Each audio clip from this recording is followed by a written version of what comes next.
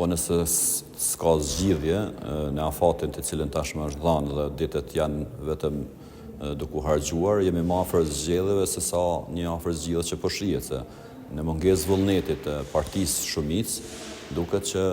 nuk ka interesim që ta kemi një president në këtë fazë, ose një president siç është kërkuar dhe kërkohet sipas kushtetutës, që është një president konsensual dhe i cili përfaqëson gjithë qytetarët e Republikës së Kosovës. Nëse ka një sistem për president partijak, atë e kemi kundërshtuar dhe kemi thënë që Liga Demokratike e Kosovës